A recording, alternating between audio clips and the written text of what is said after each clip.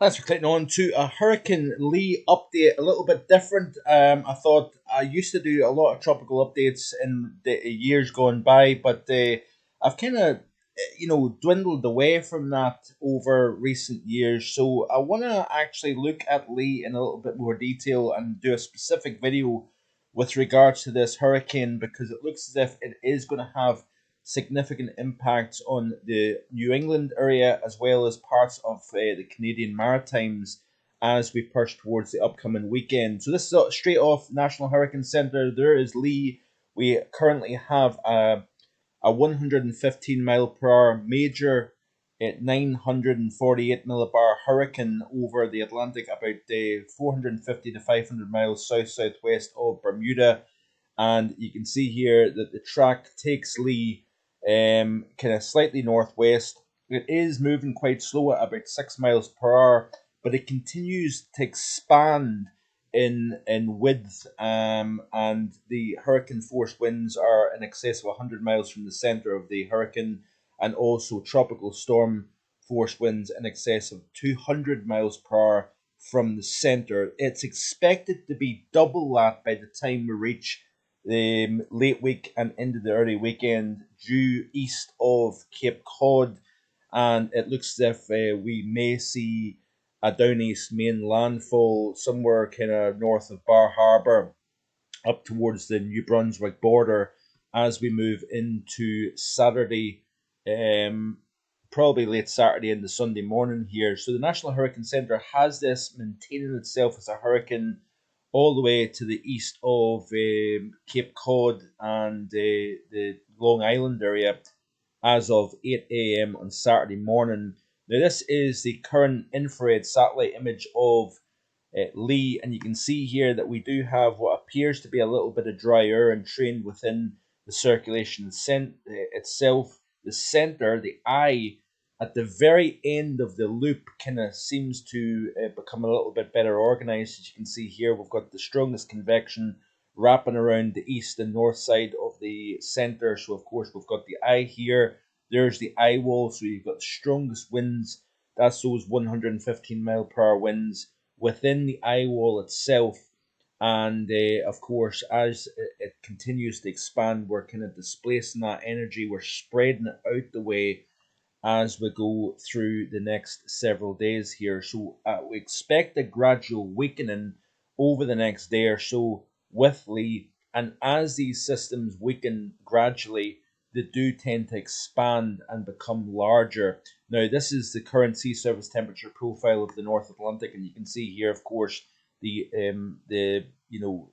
the benchmark fuel for tropical cyclones is around 26 Celsius. You can see here that we've got water temperatures upwards of 26 Celsius all the way up to east of Delaware, east of New Jersey. There's the loop current there. There's the Gulf Stream.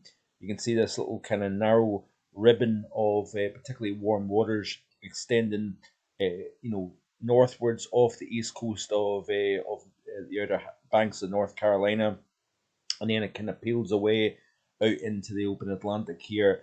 But Lee has to go up through this particularly warm waters. We've got a little shadow just here, if you notice, and that is the wake of Hurricane Franklin last week that provided a little bit of upwell and a little bit of cooler water up to the surface here. But this system could be, even though it may only be a Category 1 by the time it reaches land, it is going to be a very, very large wind field, and it could be quite problematic to the New England area and eastern Canada. And one of the reasons why that's the case is we've had tremendous amounts of flood and rainfall in recent days, and that has to get taken into consideration.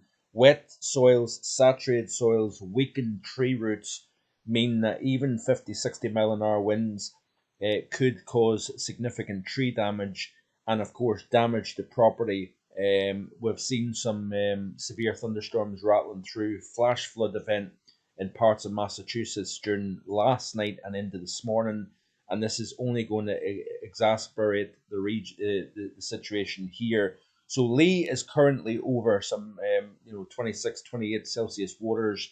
There we can see here the Bahamas, Cuba, and the east side of Florida here. Lee not looking particularly organized. It's as I say, it's expanding in terms of its size.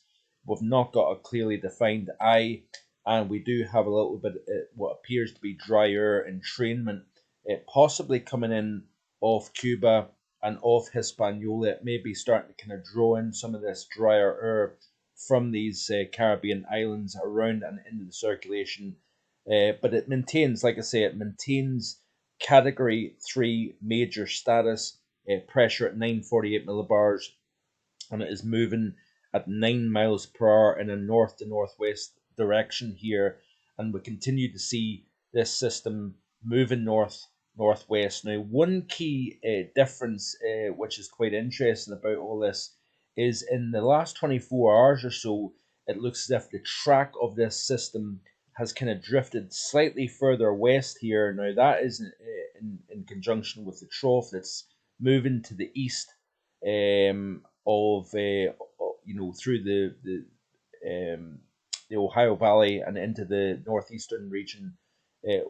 It's the influence of this building high pressure a little bit further to the east of that eastbound trough. Of course, as that trough moves eastwards, we're actually increasing heights further north of the system. And what that's doing is, of course, winds coming around in a clockwise direction around areas of high pressure. Then it means that it looks as if the National Hurricane Center and other models and other entities are kind of taking this system rather than coming up to the western side of Nova Scotia. It's actually going to track a little bit further to the northwest. Now, wave heights, we could find 5, 10, even 15-foot waves anywhere from Cape Canaveral all the way up to the South Jersey, even into towards the east coast of Long Island over the next few days. And of course, wave heights are going to grow as the system moves northwards.